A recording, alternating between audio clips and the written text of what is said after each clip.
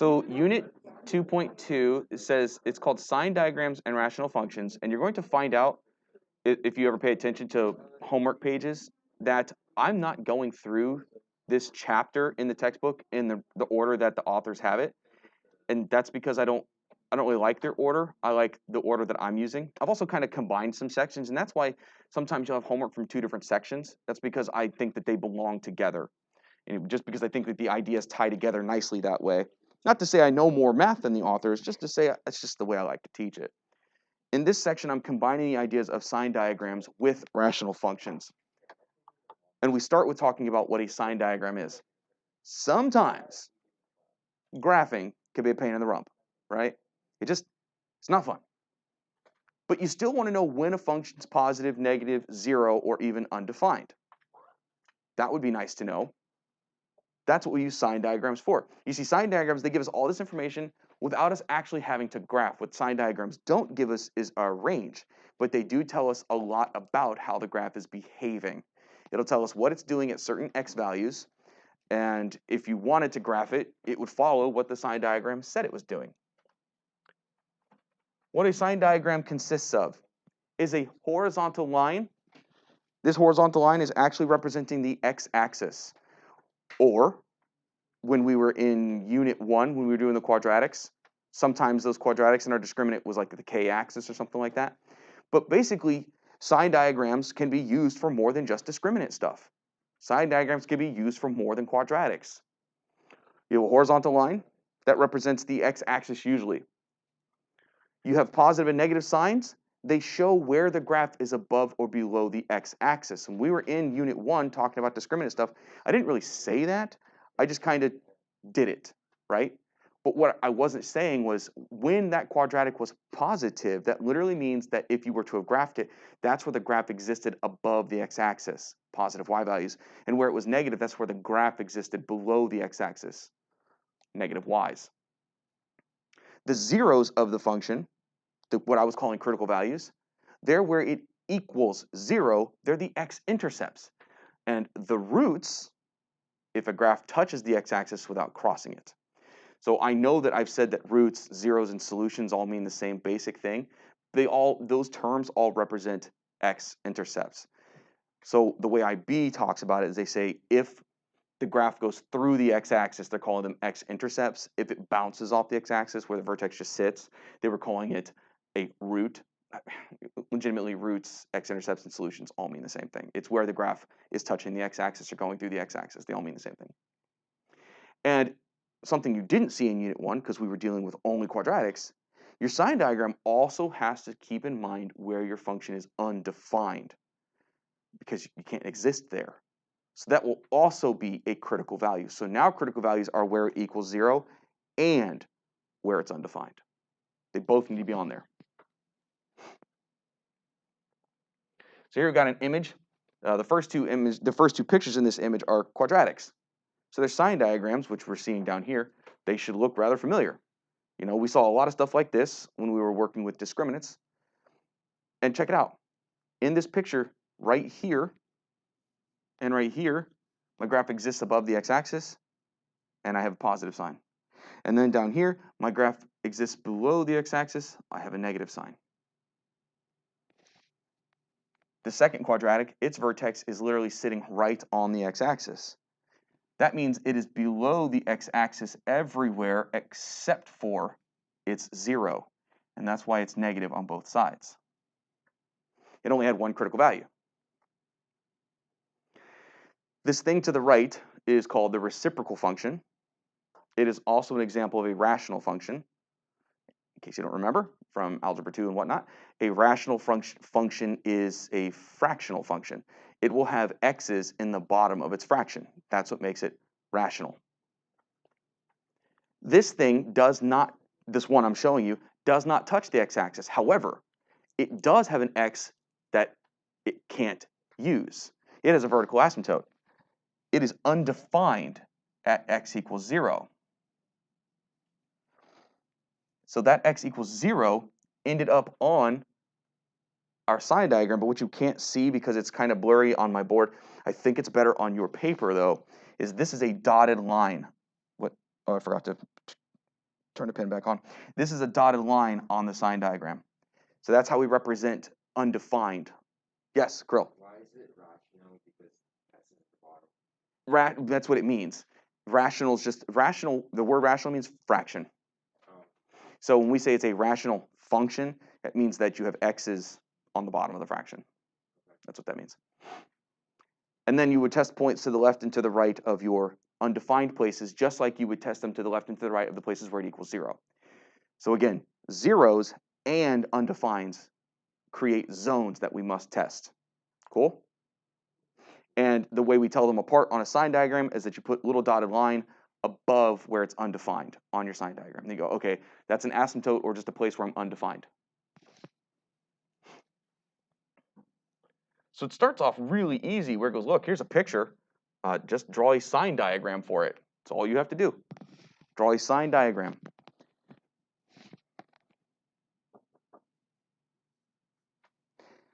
Draw myself a sign diagram. And on this sign diagram, picture not drawn to scale, I am going to put two things. I'm going to put zeros, and I'm going to put undefined. The image in A, is it undefined anywhere? No. It's a nice smooth curve. It is not undefined anywhere. So the only things that are going to be on this one side sign diagram will be its zeros. The numbers are on the x-axis in that picture where it crosses the x-axis. They're -2, +1, and 4. Those are the numbers that you put on your sign diagram. -2, +1, and 4. And since we don't have an equation, we're not actually testing the values. We're just asking ourselves, is the graph above or below the x-axis in that region? So to the area to the left of -2, is my graph above the x-axis or below? You guys can say it. Below, to the left of -2, I'm below. That's negative y values. Between -2 and +1, is my graph above the x or below the x? Above, so I have positive y values. Between 1 and 4, it's below, so I have negative y values, and then after 4, it's above, so I have positive y values again.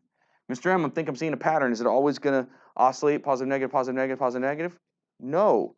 For example, this one did work, but this one did not. So no, they're not always going to bounce between positive and negative. Don't think that. If that was a shortcut, I would have told you. You have to always check.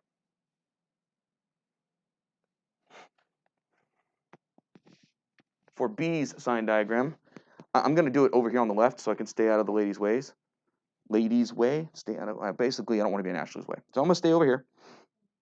Ashley C, but you're welcome.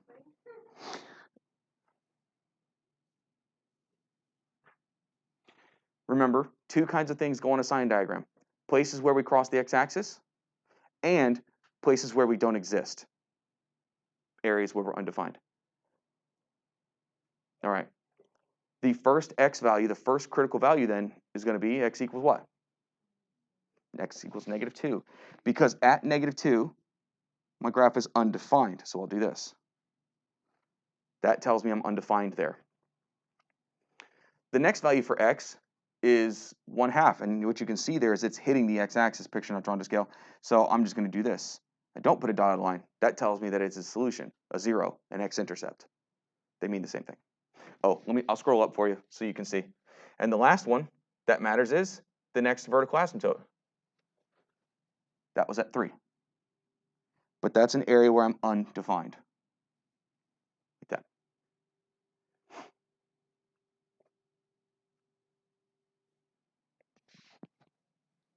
I just want to see a little bit more of the picture. There. To the left of -2, is my graph positive or negative? Positive, because to the left of x equals -2, my graph exists only above the x-axis. Your next zone is between -2 and +1/2.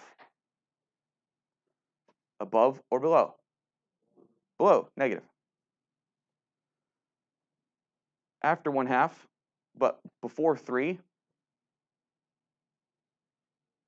above. And then after 3, below. Mr. M, this one's oscillating. I know it is. Does it always happen? No. You always have to check. Always have to check.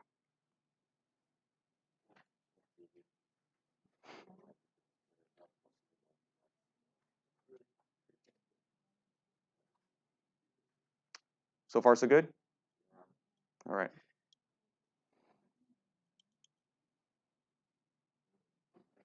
What's next? Oh, look, draw some sign diagrams. Only you don't have graphs this time. Okay. Well, to be real with you, A and B are exactly like what we did in Unit 1. They're quadratics. You have two critical values for each you have two critical values for most quadratics. There we go. This one gives me critical values of x equals -3 and x equals 1. Nice thing about quadratics is they're never undefined.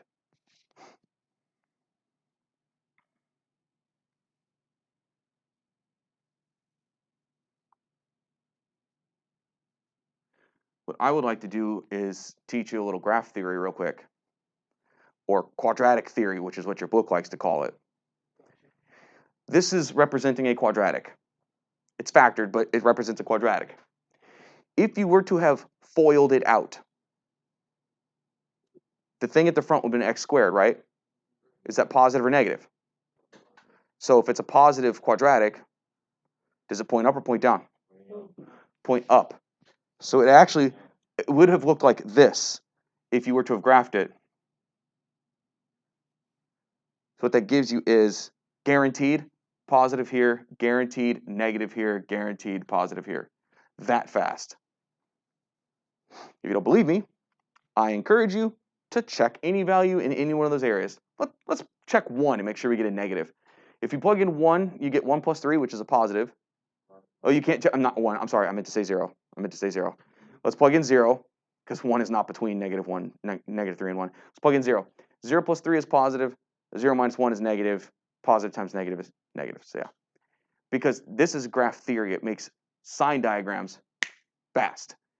Now you can only use that trick for polynomial style things. That trick will not work for rational things. It only works for polynomials. Guess what? Polynomials usually oscillate. Usually. But not every time. Not every time. Usually oscillate though. When you get really good, you'll be able to tell when they oscillate and when they don't, just by looking at them in factored form. Here, you only have 2 critical values. The 2 that's on the outside does nothing. It's unimportant. Because there's no x's out there, it doesn't do anything. Your answers then are x equals -2.5 and x equals +3, because those are the numbers that would give me zeros in there. And if you didn't just see the -2.5, of course, you could always just said, what's in the parentheses equals 0. Subtract 5 from both sides, and then divide by 2, and that's where the -2.5 is coming from.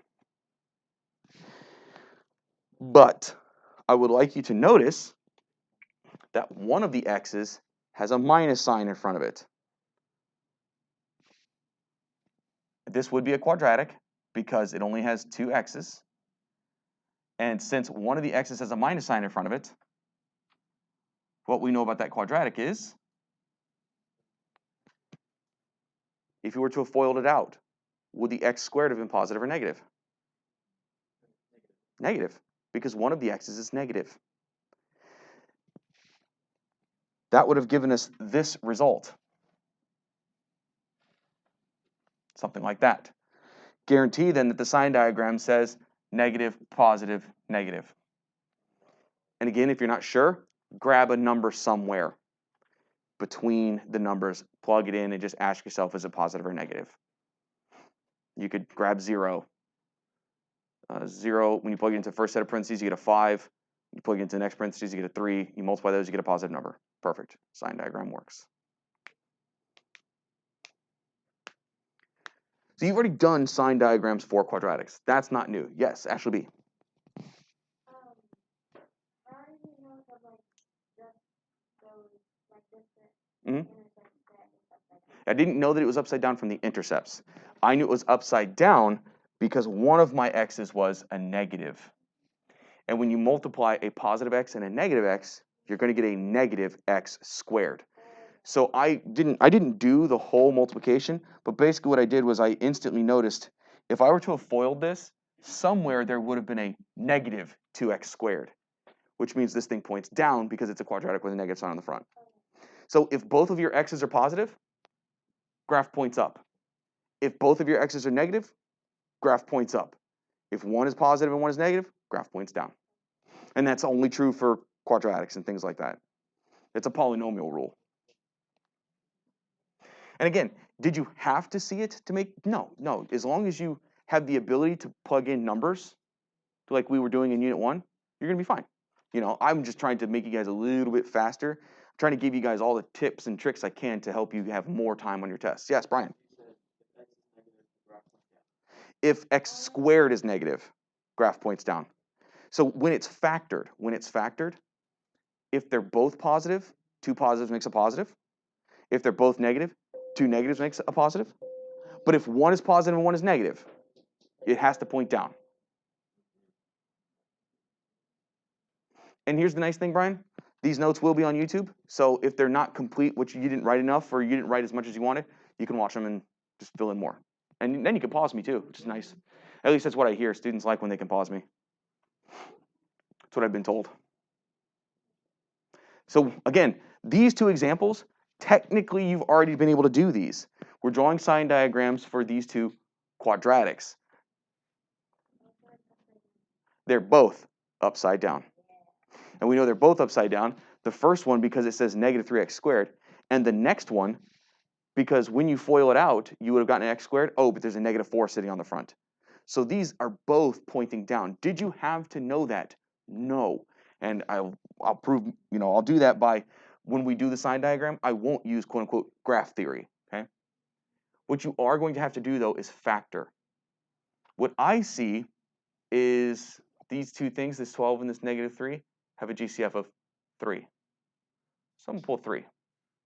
It gives me 4 minus x squared. Now 4 and x squared are both perfect squares. So 4 minus x squared is a difference of two squares. It will instantly factor to a plus b times a minus b.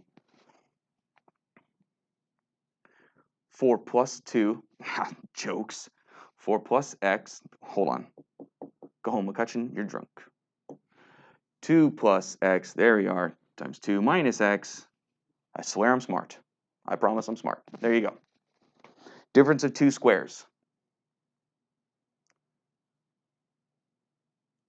Your two zeros then, because it is a quadratic, it is never undefined.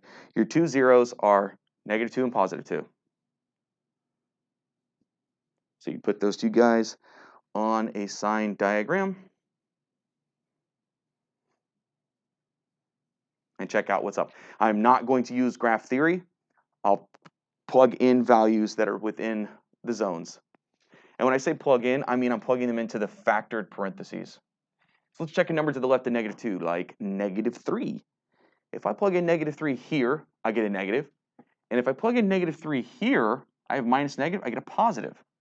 And a positive times a negative will always give me a negative. If I plug in 0, 2 plus 0 is positive. 2 minus 0 is positive. Two positives make a positive. And any number to the right of 2, like 3. Well, I'm just trying not to use graph theory, but yes. Because I don't want anybody to say we're not all extremely comfortable with parabolas. I'm just showing you could use graph theory, but you don't have to. I don't want anybody to be beating themselves up like crap. I don't understand that graph theory, So I'm saying you could do it without it. So if we plug in a number bigger than 2, like 3, 2 plus 3, hold on, 2 plus 3 is positive, 2 minus 3 is negative. There you go. On the test, it just says on the test, you just draw sign diagrams. You see, when I was doing the sign diagrams for you in Unit 1, all of the plug-in and yada, yada, yada stuff was done verbally, right? Based on what you see here, you would have no idea if I used graph theory or if I just thought my way through it. If you understand the graph theory, it makes you faster, just do that. And if you don't, it's okay, you don't have to. You can do what we just did, and you could literally plug the numbers in. So there's your sign diagram. Now the next one, thank goodness, finally an example where it is not going to oscillate. This is a single critical value, x equals 3.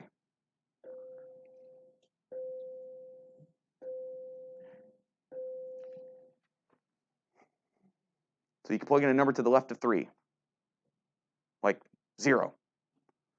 0 minus 3 is negative, but the moment you square it, it becomes positive. But then you're going to multiply that positive number to negative 4. Oh, snatched my mic off my shirt.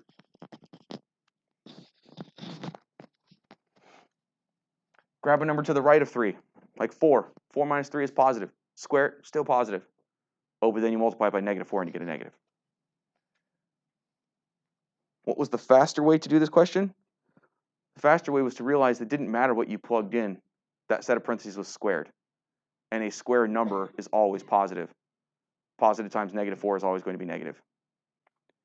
The even faster way is to use graph theory and see that that's a downward-facing parabola, and it has a single 0. So 3 different methods of doing it. They all get you the same result. As long as you understand one of them, you're in good shape.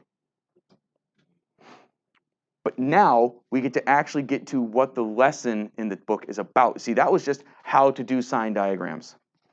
The lessons that I've combined are actually about rational functions with sign diagrams.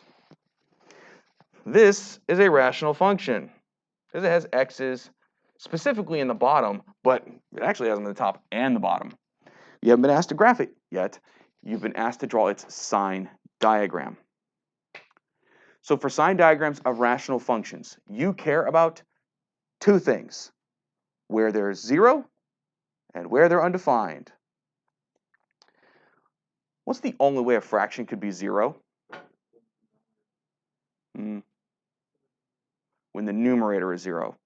The only way a fraction is allowed to equal 0 is if the top equals 0. So we have to set the top equal to 0 and solve. And the only time a fraction is undefined is when 0 at the bottom. So bottom equals 0. These are the 2 things we care about. What makes the top equal 0? What makes the bottom equal 0? When the top equals 0, we're crossing the x-axis. When the bottom equals 0, we are undefined. I'm sorry? Yeah, when the top equals 0, we're on the x-axis. And when the bottom equals 0, you are undefined.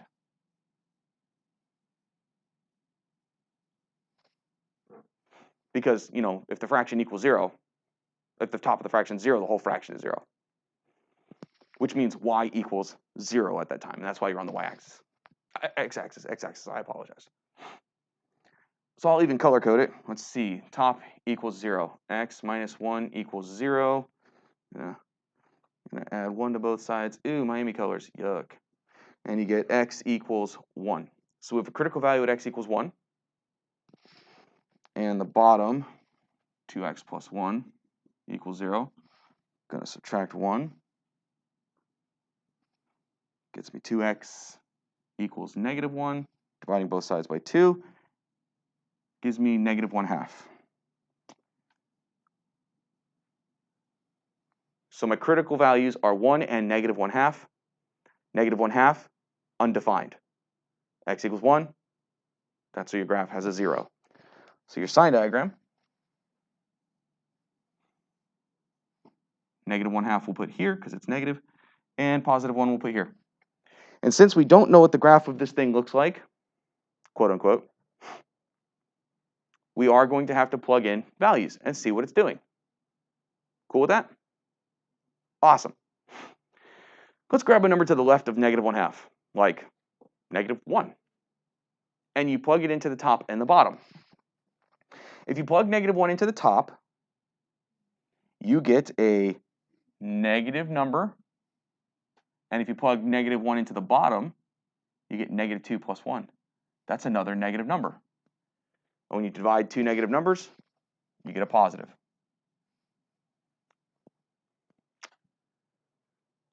Then you can grab a number between -1/2 and 1, like 0. 0 is easy to plug in. And 0 minus 1 is negative, and 0 plus 1 is positive. So 1 negative, 1 positive, negative. And then you grab a number to the right of 1. 2 is over there. Oh, what's a color? I rarely use this color. 2 minus 1 is positive. 2 times 2 plus 1 is positive. There is your sign diagram. Look at all those colors. How pretty. Except for the Miami colors. Those were ugly. The rest of it was pretty. Yes? Do we have to do the dotted line for the Ooh, so you should, and I just forgot to put it on there. But yeah, the undefined should have a dotted line above it. You're right. That's a better sign diagram. Good. Thank you. Yeah, so if it's undefined, I need to have a dotted line. Good catch. So what's cool about this is even though you haven't been asked to do it, this gives you a rough idea of what the graph looks like. It really does. Because you know you have a vertical asymptote at -1/2. You know your graph is below the x-axis before 1 and above the x-axis after 1. And, you know, it should be kind of curvy, right? Now, I don't know anything about the y values. That I don't know. The only y value I know is going to happen right here. I know y is 0 because that's an intercept. That's the only one I know. But you do kind of know that the graph looks like this. Picture not drawn to scale, of course. Here's 1, and we'll say here's -1/2. I'll put a vertical asymptote there. We know that everywhere to the left of that number, my graph is positive. So it's going to have to look like this. It's to stay above the y-axis. And to the right of that number, we know we're going to be curvy. And we know we're going to have to get close to that vertical asymptote. So it doesn't have a choice. It had better look like this. Something like that. That wasn't meant to be straight. It was meant to be curved. This should look something like that. Now again, I don't know any y values on the left side of that red dotted line, but I don't need to. I know they're all positive. That's a good enough guess of what that graph looks like. Because it had to get close to the vertical asymptote on both sides. And Savannah's graphing it as we speak. Let's make sure that we're accurate here.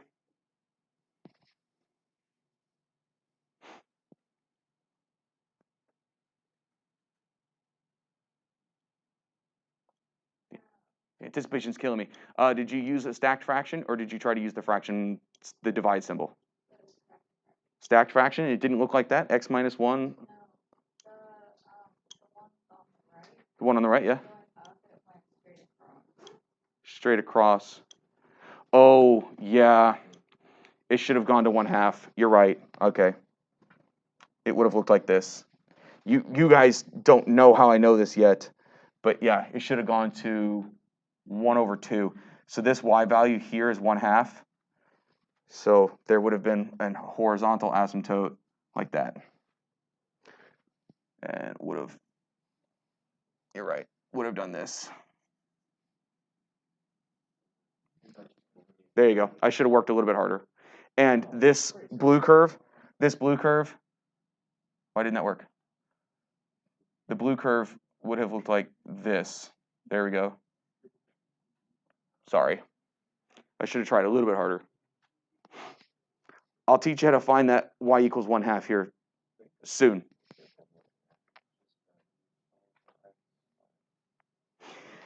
But that wasn't what you were asked to do. You were asked to do only this.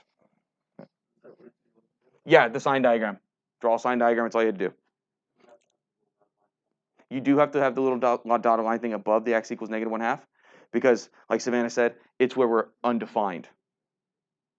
So that's one of the, see, when your bottom equals 0, you're undefined. So you need the little dotted lines that on a sign diagram that tells us undefined there.